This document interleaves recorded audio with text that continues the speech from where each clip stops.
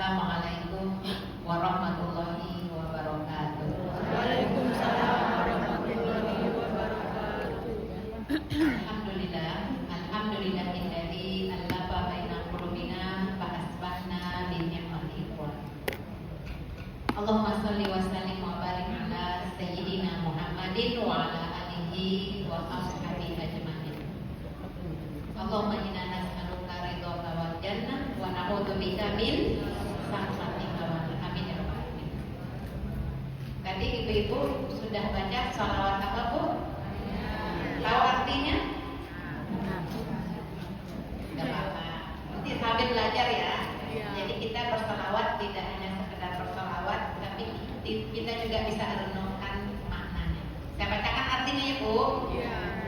Ya Allah, limpahkanlah sholawat yang sempurna dan curahkanlah salam kesejahteraan yang penuh kepada junjungan kami Nabi Muhammad Sallallahu Alaihi Wasallam, yang dengan sebab beliau semua kesulitan dapat terpecahkan, semua kesusahan dapat dilenyapkan, semua keperluan dapat terpenuhi, semua yang didapatkan serta husnul khotimah dapat diraih, dan berkat dirinya yang mulia hujan pun turun, dan semoga terlimpahkan kepada keluarganya serta para sahabatnya di setiap detik dan hembusan nafas sebanyak bilangan semua yang diketahui oleh Engkau ya Allah.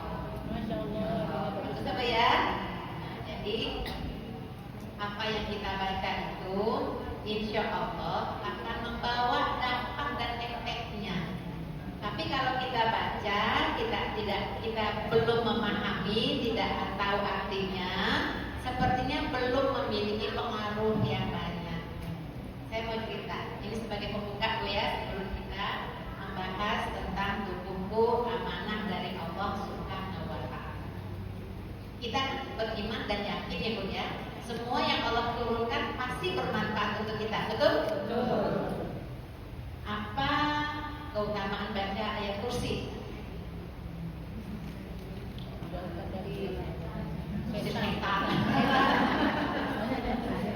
Itu banyak yang baca ayat kursi masih banyak juga godaan itu. Ya betul, salah satunya mau setan betul. Mau setan manusia, mau setan jin, bener-bener setan ya. Tapi kalau dipahami, ini ada cerita nyata loh Bu, kisah. Salah seorang jamaah saya digendam. Bu, sekarang ini mata itu punya kejahatan ya, kejahatan maksiat sama kejahatan mistik. Maksiat itu maksudnya syahwat. Kan orang berzina dari mana dulu mulainya? Dari mata. Tapi bukan baru ketemu zina itu nggak begitu ya Bu. Proses panjang. Dari mata turun ke hati. Buktinya orangnya itu nggak langsung di hatinya kan udah selesai udah kan? Ya mata. Makanya Allah perintahkan jaga mata. Nah ini saya cerita salah satu jamaah saya itu didendam karena kan biasa kuliah ditepuk gitu kan, dia baca matanya kan. Nah di situ dilihat terus di situ ada sinam insana bil iblis, anak-anak iblis pandangan itu. Terus dia ngomong apa? Ya iya aja tuh Bu. Ya iya aja gitu ya, karena memang kalau hati kosong itu gampang dipengaruhi, gampang ditipu. Padahal dia ada kantornya, mana ATM-nya Bu? Gitu ya. Ada di kantor. Dia udah ambil, dia tunggu di luar, dia masuk ke kantornya, dia ambil ATM, sambil jalan dia mikir, ini siapa sih orang? Kok kita minta ATM? Menurut lagi gitu ya, baru setengah sadar. Dia baca Al-Fatihah. Ya Bu ya, Allahu la ilaha illa huwal hayyul qayyum dan seterusnya sampai akhir. Tapi dia ngambil juga tuh ATM.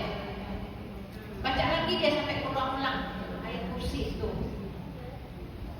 Terus dikasih, diketemuin orang yang di depan kantor dikasih. Ayo ikut tuh, itu ada ATM.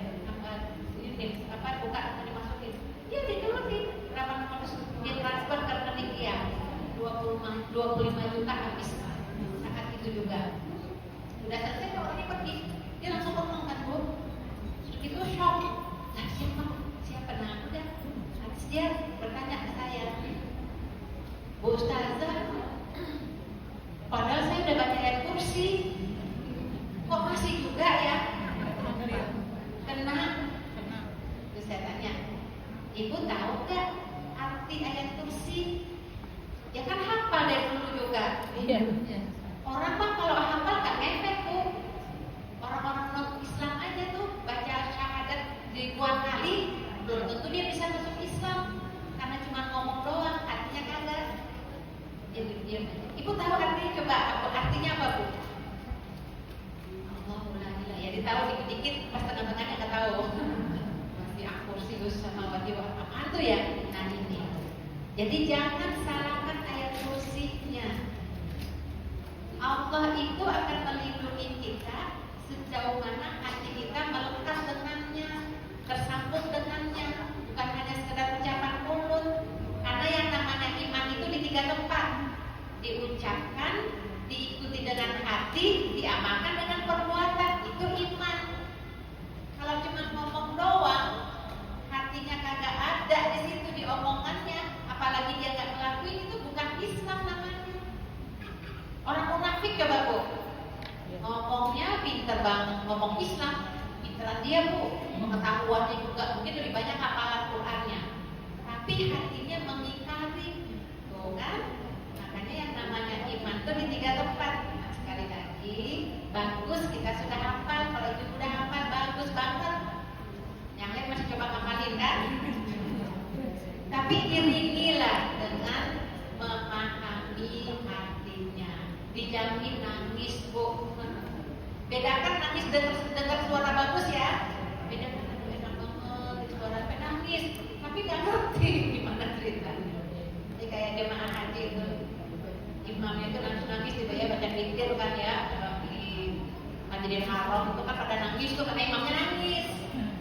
Terus jemaah sebelah ikutan nangis, sedih pula dia.